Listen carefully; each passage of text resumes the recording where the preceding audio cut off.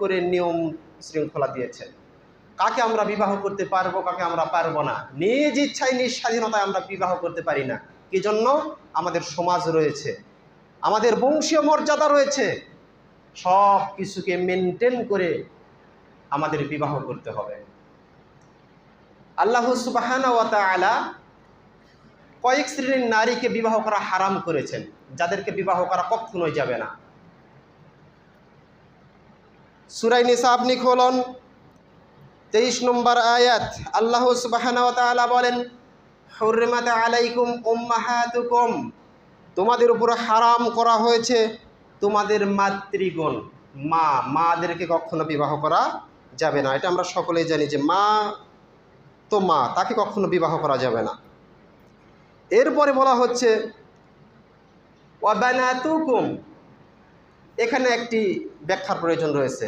আল্লাহ তাআলা যে বললেন হুররিমাত আলাইকুম উম্মাহাতুকুম, তোমাদের জন্য হারাম করা হয়েছে, নিষিদ্ধ করা হয়েছে তোমাদের মাতৃবর্গগণ। মাতৃবর্গকে শুধু নিজের মাও নয়, মাও, তার মাও, তার মাও, অর্থাৎ আমরা যাকে নানি বলি, নানির মাও, বড় মা যাকে আমরা বলি, এইরকম ঊর্ধ্বে যত জনে যাক না কেন, মা, তার মা, তার মা, তার মা, এইভাবে ঊর্ধ্বে যত জনে যাক, তাদেরকে বিবাহ করা যাবে না, হারাম।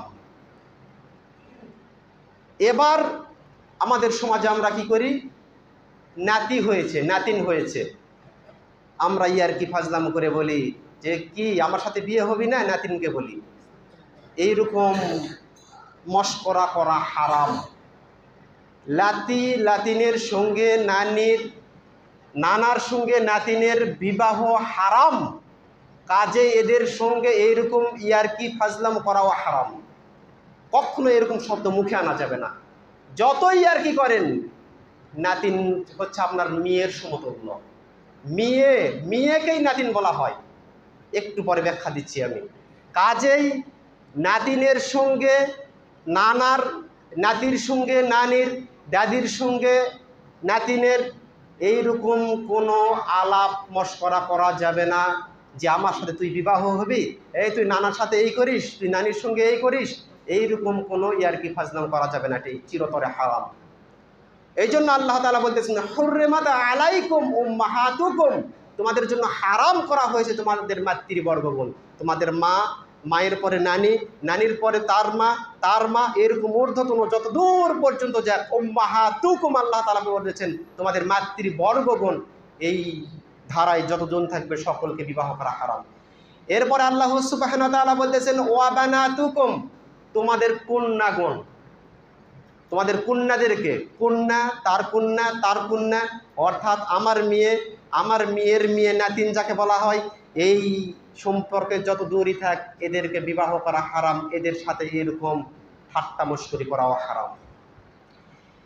এরপরে আল্লাহ সুবহানাহু ওয়া তাআলা বলতেছেন ওয়া আখাওয়াতুকুম, তোমাদের ভগ্নী, তোমাদের বোনগণ, যাদের আমাদের নিজের বোন রয়েছে, এদেরকে বিবাহ করা যাবে কি? যাবে না। আল্লাহ তাআলা চিরতরে হারাম করে দিয়েছেন। এরপরে আল্লাহ তাআলা বলতেছেন ওয়া আম্মাতুকুম, তোমাদের ফুফুগণ, তোমাদের যাদের ফুফু রয়েছে এই ফুফুদেরকে বিবাহ করা যাবে না, এদেরকে বিবাহ করা চিরতরে হারাম করা হয়েছে। এরপরে আল্লাহ তাআলা বলতেছেন ওয়া খালাতুকুম, তোমাদের খালা যারা রয়েছে, খালা, তাদেরকে বিবাহ করা চিরতরে হারাম করা হয়েছে। এরপর আল্লাহ সুবহানাহু ওয়া তাআলা বলতেছেন ওয়া বানাতুল আখি, তোমাদের ভাইয়ের কন্যা, ভাস্তি যাদেরকে আমরা বলি, ভাইয়ের কন্যা, আমাদের যাদের ভাইয়ের কন্যা রয়েছে এদেরকে বিবাহ করা হারাম। এরপর আল্লাহ তাআলা বলতেছেন ওয়া বানাতুল উখতি, তোমাদের বোনের কন্যা, ভাগ্নি, এদেরকে বিবাহ করা চিরতরে হারাম। এরপর আল্লাহ সুবহানাহু ওয়া তাআলা বলতেছেন ওয়া উম্মাহাতুকুম আল্লাতী আরদা'নাকুম, তোমাদের দুধ মাতা যারা রয়েছে, দুধ মা, যাদের 2 বৎসরের মধ্যে আমরা দুধ পান করিয়েছি, দুধ পান 2 বৎসর, 2 বৎসরের মধ্যে দুধ পান করলে দুধ মা হবে।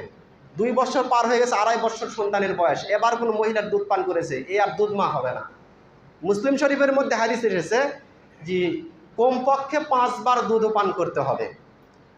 উলামায়ে কেরাম এখানে বিভিন্ন মত দিয়েছেন যে কেউ যদি 1 বার দুধ পান করে তাহলে দুধ সম্পর্ক হতে পারে, তবে শর্ত সর্বাপেক্ষা 2টি। 1, 2 বছরের মধ্যে দুধ পান করতে হবে। 2 বছর পার হয়ে গেছে, সন্তানে দুধ পান করেছে, দুধ মা হবে না। 2, সর্বনিম্ন 5 বার। সন্দেহ যদি এখানে আমাদের থাকে, অনেক ওলামায়ে কেরাম যেহেতু বলেছেন যে একবার যদি তৃপ্তি সহকারে দুধ পান করে তাহলে দুধ মা হতে পারে। কাজেই এই 2 বছরের মধ্যে যদি কোনো মহিলার দুধ কোনো সন্তান পান করে তাহলে সে দুধ মা, এই দুধ মাকে বিবাহ করা চিরতরে হারাম। এরপরে আল্লাহ সুবহানাহু ওয়া তাআলা বলতেছেন, ওয়া আখাওয়াতুকুম মিনার রাজাআতে, তোমাদের দুধ বোন যারা রয়েছে, যেই মায়ের দুধ পান করেছি এর যে মেয়ে রয়েছে আমার দুধ বোন, এই দুধ বোনকে বিবাহ করা হারাম। এরপর আল্লাহ তাআলা বলতেছেন, ওয়া উম্মাহাতুন নিসাউকুম, আর তোমাদের স্ত্রীদের মাতৃগণ, অর্থাৎ আমাদের শাশুড়ি যারা রয়েছে এই শাশুড়িকে বিবাহ করা চিরতরে হারাম করে দেওয়া হয়েছে। এরপর আল্লাহ সুবহানাহু ওয়া তাআলা বলতেছেন, ওয়ারাবাইকুমুল্লাতী ফি হুজুরিকুম মিন নিসাইকুমুল্লাতী দাখালতুম বিহিন্না ফাইন লাম তাকুন দাখালতুম বিহিন্না ফালা জুনাহা আলাইকুম, আর তোমাদের ওই সকল স্ত্রী যাদের নিকট তোমরা উপনীত হয়েছো, যাদের সঙ্গে তোমরা সহবাস করেছো, তাদের যেই কন্যাগণ তোমাদের দায়িত্বে তত্ত্বাবধানে রয়েছে। এখানে ব্যাখ্যা না করলে শুধু সরল অনুবাদে আপনি বুঝতে পারবেন না। অর্থাৎ কোনো মহিলাকে আমি বিবাহ করেছি, এই মহিলার আগে অন্য কোনো জায়গাতে বিবাহ হয়েছে, ওই বিবাহের ক্ষেত্রে কোনো কন্যা সন্তান রয়েছে, এবার এই কন্যা সন্তানকে রেখে তালাকপ্রাপ্ত হওয়ার পরে আমার সঙ্গে বিবাহ হয়েছে। এবার আমি যেহেতু এই মহিলাকে বিবাহ করেছি, কাজেই এই মহিলার আগের পক্ষে যে মেয়ে রয়েছে তাকে বিবাহ করা হারাম। হারাম কখন? আল্লাহ তাআলা একটি শর্ত দিয়েছেন, যদি ওই স্ত্রীর নিকটে তুমি উপনীত হও, সহবাস করো। অর্থাৎ আমি এইরকম কোনো মহিলাকে বিবাহ করেছি এবং তার সঙ্গে সহবাস করেছি, এই ক্ষেত্রে এই মহিলার আগের পক্ষের যে মেয়ে রয়েছে তাকে বিবাহ করা হারাম। কিন্তু আমি বিবাহ করেছি, আল্লাহ তাআলা বলতেছেন, ওয়া ইন লাম তাকুনু ফালা দাখালতুম বিহিন্না ফালা জুনাহা আলাইকুম, আর যদি ওই মহিলার সঙ্গে তুমি মিলন না করো, সহবাস না করো, তাহলে ওই মেয়ে তোমার জন্য হারাম নয়। অর্থাৎ আমি এই মহিলাকে বিবাহ করেছি, সহবাসের পূর্বেই মারা গেছে, অথবা সহবাসের পূর্বে আমি তাকে তালাক দিয়ে দিয়েছি, তাহলে এর যে আগের পক্ষের নারী রয়েছে তাকে বিবাহ করতে আর বাধা নেই, যেহেতু আমি তার সঙ্গে সহবাস করিনি এখনো। মনে হয় পরিষ্কার বুঝাতে পারিনি এখনো। যদি এই নারীর সঙ্গে আমি সহবাস করি তাহলে এর আগের পক্ষের যে মেয়ে রয়েছে তার সঙ্গে বিবাহ হারাম। আর যদি বিবাহের পর সহবাস না করেই মারা যায় বা তালাকপ্রাপ্ত হয়, তাহলে এর যে কন্যা আগের পক্ষে রয়েছে তার সঙ্গে বিবাহ জায়েজ রয়েছে, কোনো সমস্যা নেই। এরপরে আল্লাহ রাব্বুল আলামিন বলতেছেন, ওয়া হালাইলু আবনাইকুমুল্লাতী মিন আসলাবিকুম, আর তোমাদের পুত্রদের স্ত্রীগণ, অর্থাৎ পুত্রবধূ, ছেলের বউ, এই ছেলের বউকে বিবাহ করা হারাম করা হয়েছে।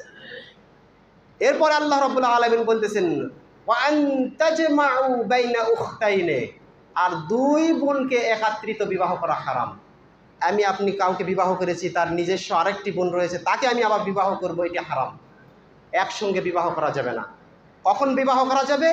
এক বোনকে আমি বিবাহ করেছি, এই বোনকে আমি তালাক দিয়েছি অথবা মারা গেছে, এবার তার অন্যান্য বোন যারা রয়েছে তাদেরকে আমি বিবাহ করতে পারি, আর বাধা নেই। তবে একসঙ্গে 2 নিজস্ব বোনকে বিবাহ করা হারাম, যাবে না, এটি হারাম। অত্র আয়াতে 13 থেকে 14টির কথা উল্লেখ করা হয়েছে, এদের সঙ্গে বিবাহ হারাম। এরপর সূরা নিসার 34 নম্বর আয়াতে আল্লাহ সুবহানাহু ওয়া তাআলা বলতেছেন, ওয়াল মুহসানাতু মিনান নিসাই, বিবাহিতা নারীগণ তোমাদের জন্য হারাম। বিবাহিতা নারীগণ বোঝেন তো? একজনের স্ত্রী রয়েছে, ওই স্ত্রীকেই আমি আবার বিবাহ করব, তার স্ত্রী থাকা অবস্থায়, এটি হারাম। কিন্তু এই কাজ আমাদের সমাজে বেশি ঘটছে এখন। একজনের স্ত্রীকে নিয়ে চলে গেছি, একই বৈঠকে তালাক, একই বৈঠকে বিবাহ করে দিচ্ছি, কখনো হালাল হবে না। কি জন্য? তার অন্তত পক্ষে ইদ্যত পালনের সুযোগ দিতে হবে, এরপর আপনি বিবাহ করতে পারেন। কিন্তু একজনের স্ত্রীকে আমি নিয়ে চলে গেলাম, তার স্ত্রী থাকা অবস্থায় একই বৈঠকে তালাক দিলাম, একই বৈঠকে বিবাহ করে দিলাম, এটি হারাম। এর সঙ্গে যতদিন মিলামিশা হবে এটি জেনা ব্যভিচার হবে। এই মিলনের ফলে যদি কোনো সন্তান হয় এটি জারজ সন্তান হবে, এটি হালাল সন্তান হবে না। এরপর আল্লাহ সুবহানাহু ওয়া তাআলা বলতেছেন, ওয়ালা তুনকাহুল মুশরিকাতি হাত্তা ইউমিননা, সূরা নিসার 221 নম্বর, সূরা বাকারার 221 নম্বর আয়াত। আল্লাহ তাআলা বলতেছেন কোনো মুশরিকা নারীকে কোনো মুমিন পুরুষ বিবাহ করতে পারে না, এদের জন্য হারাম। কোনো মুশরিক নারী এদেরকে বিবাহ করা যাবে না। সূরা মুমতাহিনার 10 নম্বর আয়াতের মধ্যে মাঝখানে আল্লাহ তাআলা বলতেছেন লাহুন্না হিল্লুল লাহুম ওয়া লাহুম ইয়াহিল্লুনা লাহুন্না। মুমিনা নারীগুণ কাফেরদের জন্য বৈধ নয়, আর কাফেরদের জন্য মুমিনা নারীগুণও বৈধ নয়। অর্থাৎ কোনো কাফের পুরুষ মুমিনা নারীকে বিবাহ করতে পারবে না, কোনো মুমিনা নারীও কোনো কাফের পুরুষকে বিবাহ করতে পারবে না, এটা হারাম করা হয়েছে। এরপরে আল্লাহ সুবহানাহু ওয়া তাআলা বলতেছেন সূরা নিসা 3 নম্বর আয়াতে মাসনা ওয়া সুলাসা ওয়া রুবাআ, 2 2 3 3 4 4, একসঙ্গে 4টি স্ত্রী বাড়িতে রাখা জায়েজ রয়েছে, হালাল। একসঙ্গে 4-এর অধিক 5টি 6টি 7টি স্ত্রী রাখা যাবে না, এটা হারাম, এটা রাখা যাবে না। এরপর সহিহুল বুখারী আপনি খুলুন,